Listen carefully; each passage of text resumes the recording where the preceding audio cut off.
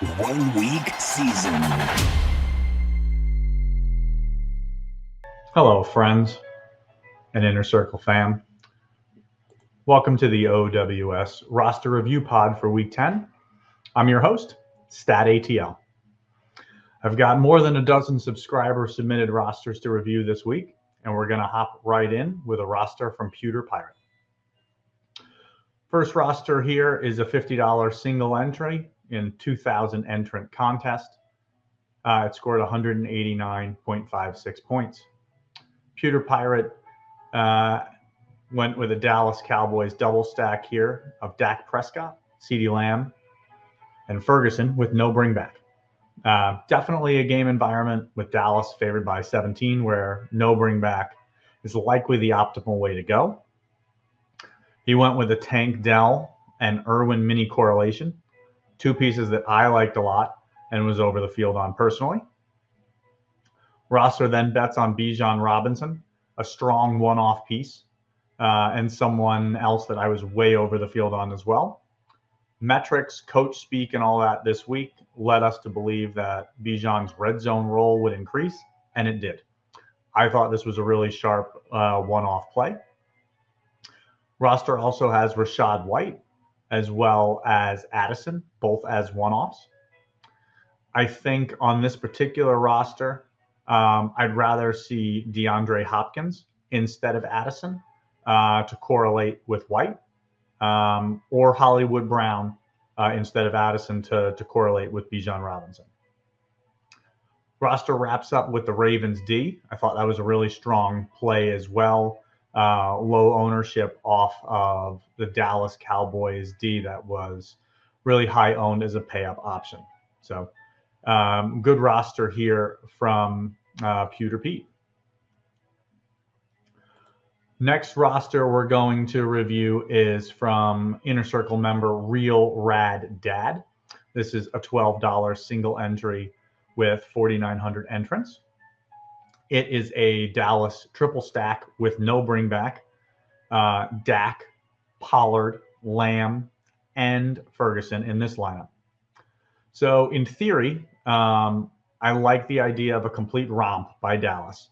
However, at their combined salary of over 27,000, we need this block to score 4x points, which is 109 points.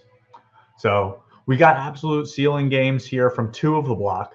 However, it just wasn't enough to overcome the expensive pricing.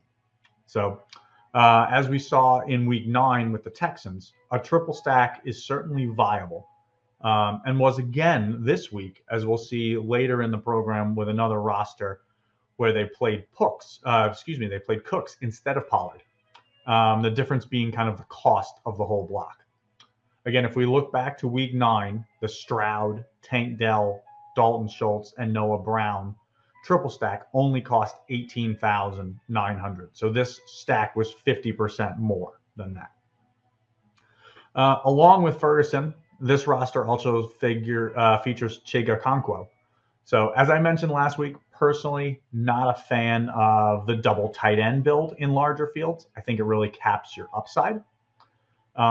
Since this roster features Noah Brown, I'd like to see Trent Irwin instead of Okonkwo for a mini correlation instead.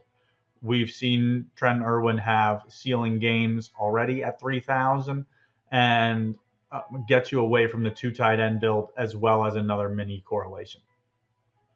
This roster has two one-offs here with Bijan Robinson, who we talked about on the last roster as a solid one-off play, as well as Deebo Samuel, gave you some exposure to the San Francisco-Jacksonville game. And I think that Deebo is a piece that can be played as a one-off. So I think overall, I like the idea of betting on the Cowboys to absolutely smash the Giants. I think, however, the takeaway for me would be a little more conscious of salary committed to this player block, as well as trying to find a little bit more correlation into this build, because outside of that player block, there isn't any other correlation. Thank you for submitting the roster, Real Rad Dad. Next roster this week is from J75. It is a $12 single entry with 9,800 entrants. As you see, this is a Purdy CMC Debo double stack, no bring back. I really like this.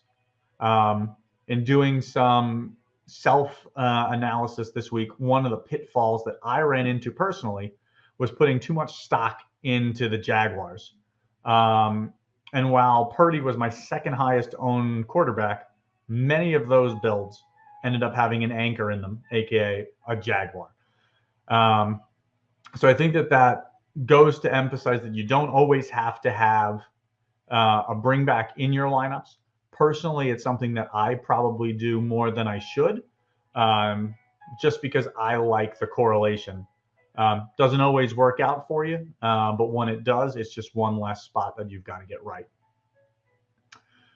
This roster also features an Austin Eckler and Josh Reynolds mini correlation. It's a nice, unique way to get exposure to the highest total game on the slate. So I like that this roster accounts for that. Roster then has Hollywood Brown and Deontay Johnson as one-offs. I think on this particular build, I'd rather see Drake London at the same price as Deontay Johnson. Gives you more correlation with Hollywood Brown. Also, this roster has kind of wraps up with Chigo Okonkwo at tight end as a one-off. I don't mind this play. I think Chig was someone in my player pool as well. I think at 3K with Treylon Burks missing this game, he's just an inexpensive way to attack the Tampa Bay offense. The Tampa Bay defense that we just saw give up 10 catches for 130 yards to Dalton Schultz the previous week. So I know the roster only scored 112 points. I think in general, though, it's a good build. And I appreciate the submission this week, Jay. Next, the next roster comes from Smart Plays.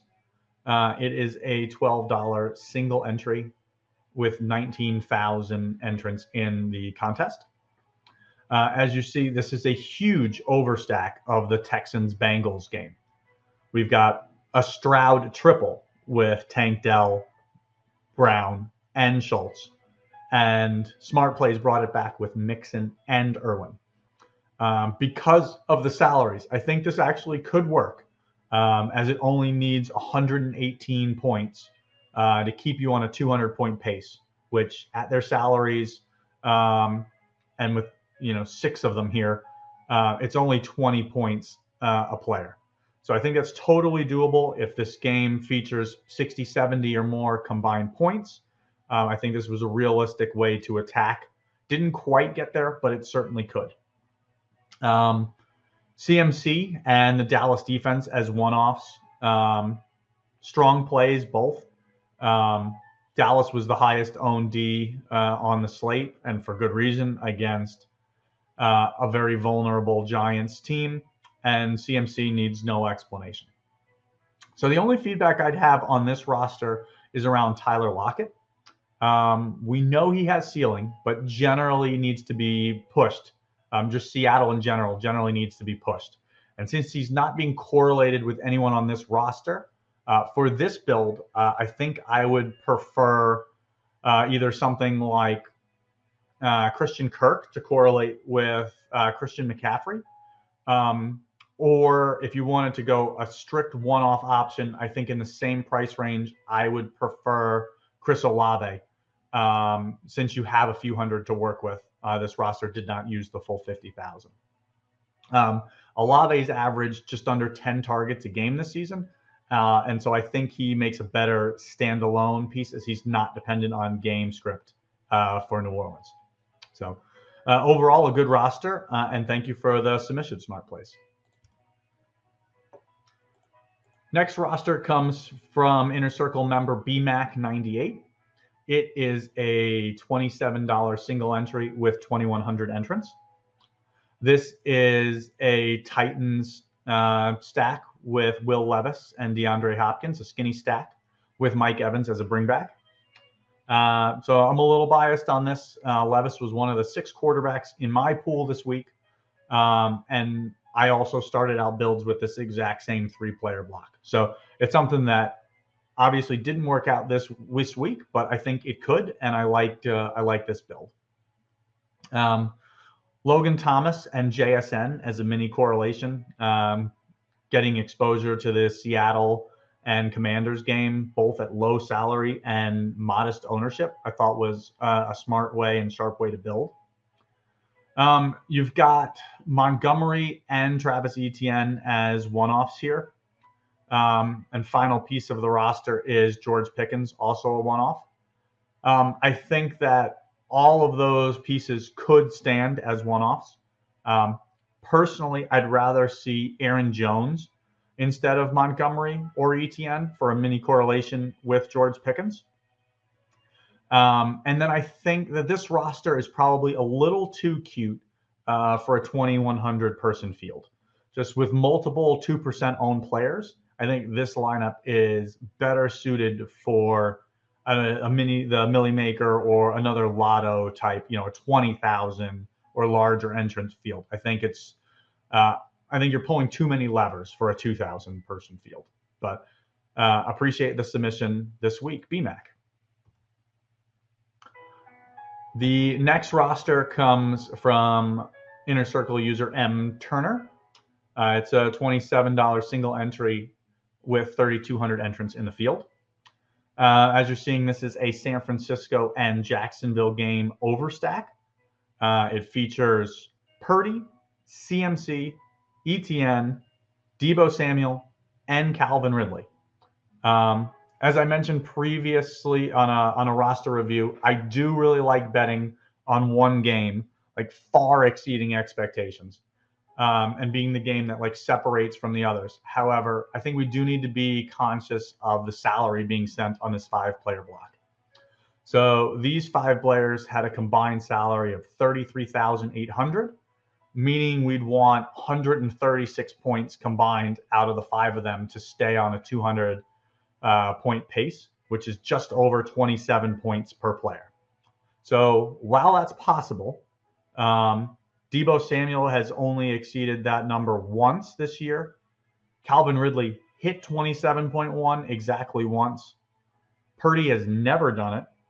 ETN has done it 1 time this season, and CMC has done it 3 times.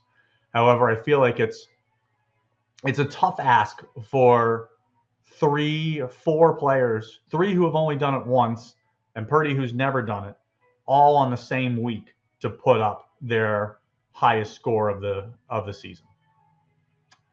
This roster also features Chigo Okonkwo and Trey Palmer in a mini correlation. I thought that was a unique way to build. Potentially a little cute for a 3,000 entrant field, but I don't mind it. Bijan Robinson here as a one-off, we've covered before.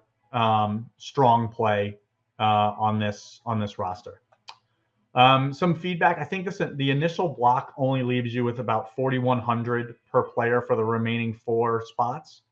I think it does make it tough to fill out your roster with such little salary left, especially when you pay up for D, which the Ravens D is a nice pivot off of Dallas as a pay up option, but then really kind of hamstrings where you can go with the remaining couple spots on your roster. Overall, I do like the theory of a game overstack. I think we just want to be a little more conscious of the salary being spent and what you're asking for out of that player block. Thank you for the submission this week, M. Turner. Next entry we're going to cover this week comes from DJ Weeze. It's an $8 3 max with 5,900 entrants. This is a Bengals and Texans game overstack with CJ Stroud, Tank Dell, and Noah Brown, and brought it back with Jamar Chase and Irv Smith. I talked about how I really do like games overstacks, and you were more conscious of salary on this particular build. For a similar salary, I think my only suggestion from the block would have been to play Dalton Schultz and Irwin over Tank Dell and Irv Smith, strictly because I don't think that Irv Smith has more upside than 12 DK points, unless he's got a 99% outcome where he catches 2 touchdowns. We've just seen more upside from both Schultz and Irwin already this season. But again, that's just my opinion. I think if you get 12 points from Irv Smith at 2,700, you're probably happy with that result if the rest of the block does really well. The roster also features Christian McCaffrey as well as Najee Harris as one-offs at the running back position. Both were in my core running backs, which we're going to talk about building core actually a little later in the pod. But both were part of my core running backs. I thought both solid one-off plays on the slate. And then the final piece of this roster is DeAndre Hopkins. Certainly a play I don't mind. I think I'd rather see Calvin Ridley or Christian Kirk, though, at the same price to correlate with CMC. But overall, a good build, and appreciate the submission again this week, DJ Weeze. Next roster comes from Inner Circle user Chris R. DK handle Rearch. This is a $33 5 max, the 5,300 entrant contest. This is a Jared Goff double stack with Laporta and Amon-Ra St. Brown. I think at both of those salaries and the close spread, and it being the highest game total of the week, I'd like to see a Charger incorporated into this build. Also, outside of the stack of Goff, Laporta, and Brown, this roster has no other correlation. So again, as we talked about last week, no correlation doesn't mean it can't win. It's just more things that have to go your way. Generally, I'm a big fan of correlation. Doesn't work out all the time, but when it does, you get more spots right. It's kind of that what do you win when you win mentality. When you're right, how many more things do you have to get right? You've got Noah Brown here. I felt that was a strong piece with Nico Collins. I'd like to see him paired with either Irwin or Boyd instead of Dotson. Just kind of give you a little bit more pairing, more correlation there. We've seen other rosters with both Bijan and Najee Harris as one-offs. I felt both were strong plays in the mid-tier, so I do like both of those pieces. And then if we round out the rest of this roster, going back, I think if you went down to Irwin to correlate with Noah Brown, you'd have the salary to get up from Debo up to either Keenan Allen or Austin Eckler, which I would kind of prefer since you're making that salary considered bet on the Goff, Laporta, Amon-Ra St. Brown stack.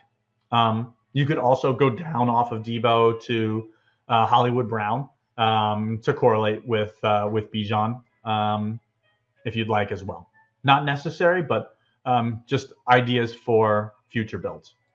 Thank you for the submission again this week, Rearch. Next build is from Razer Fish. It's a $50 single entry, 2,300 entrants. This is a Howell, McLaurin, Thomas double stack, in which you brought it back with JSN.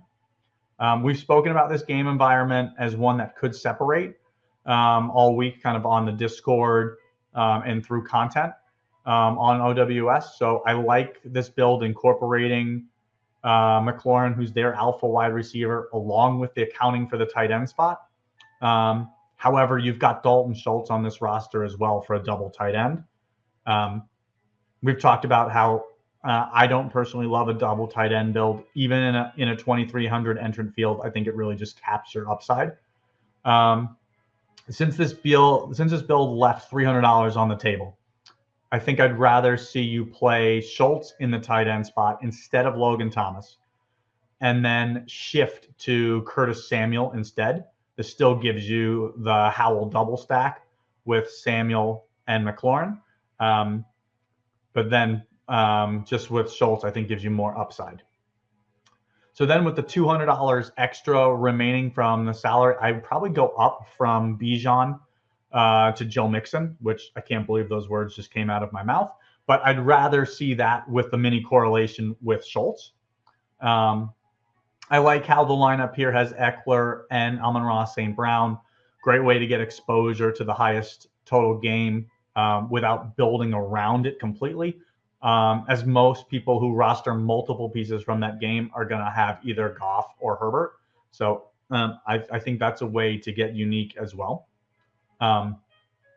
Another reason why I like the suggested moves of getting off Bijan to Mixon is it gets you away from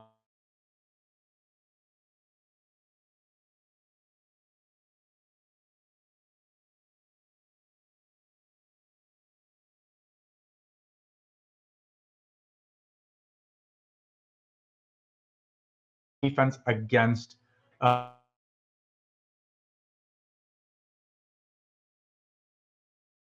receptions, or even that coveted base Atlanta to throw more. And it's kind of a negative game script for the running back.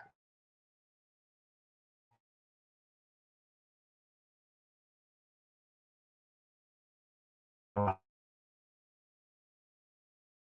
this case. So overall, I did like the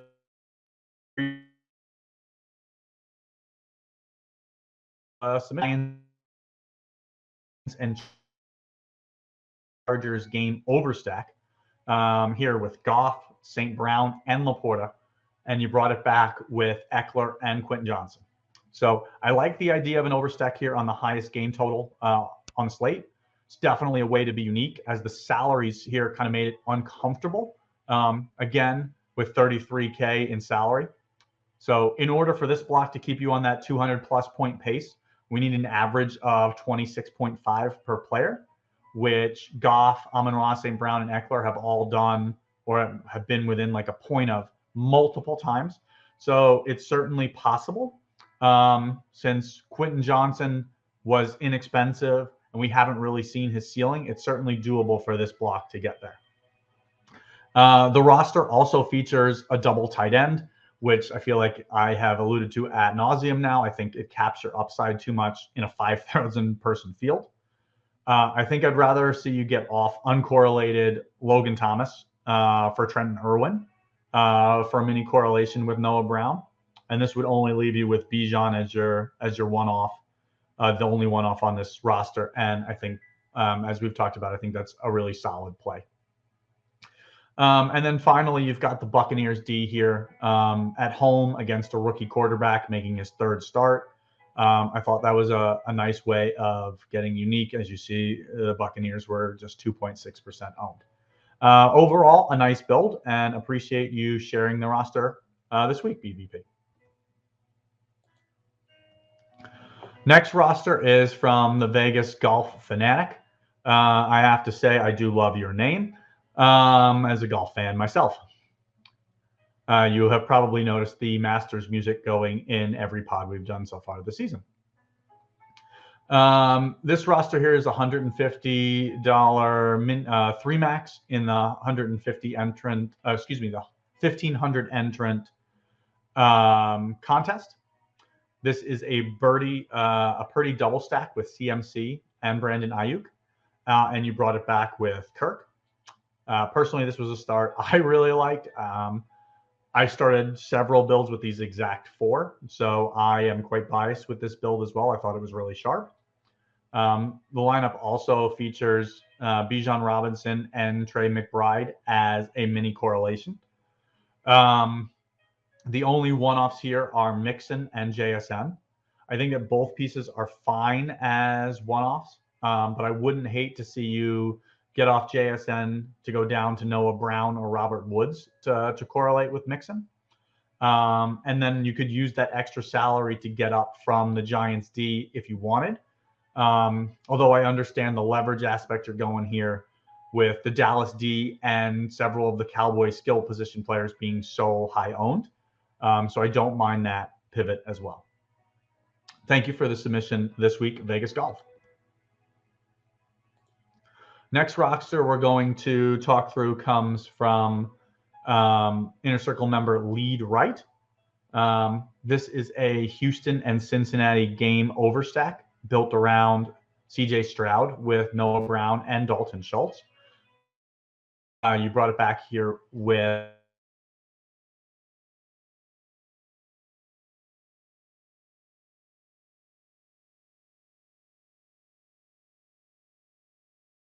Joe Mixon, seeing all of these Schultz rosters painful exposure.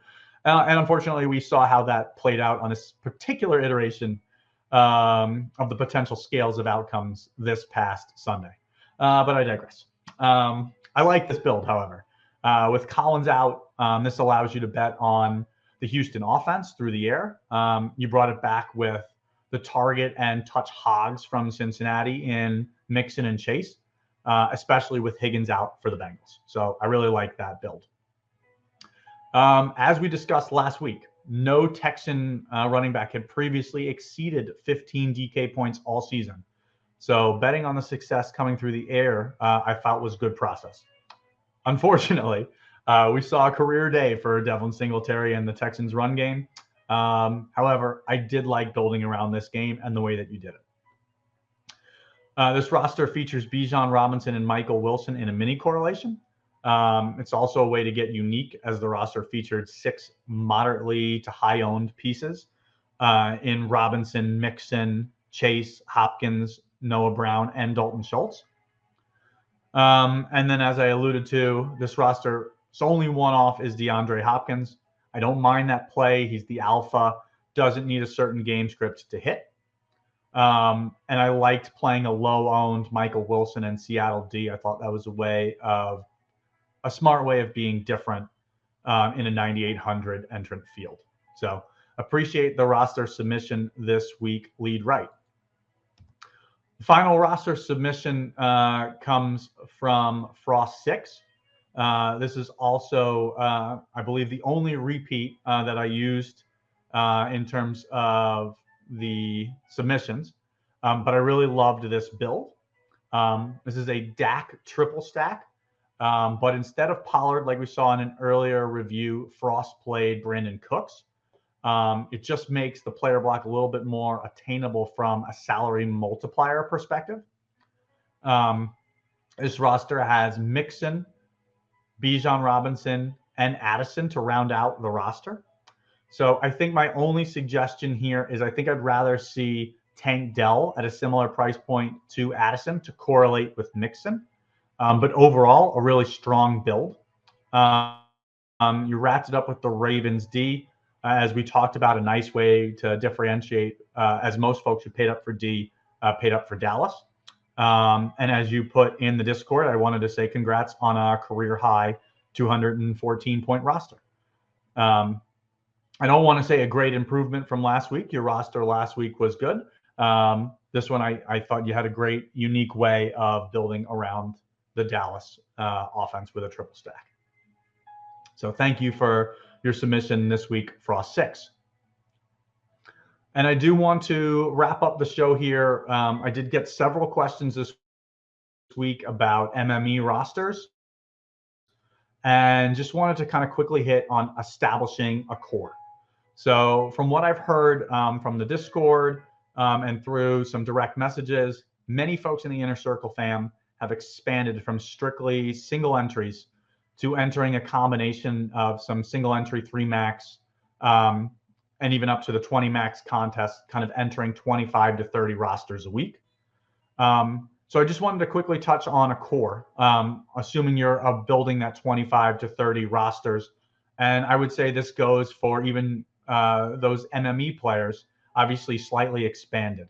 But I lead in to say that you can't win every week. However, as we all know, FOMO is real.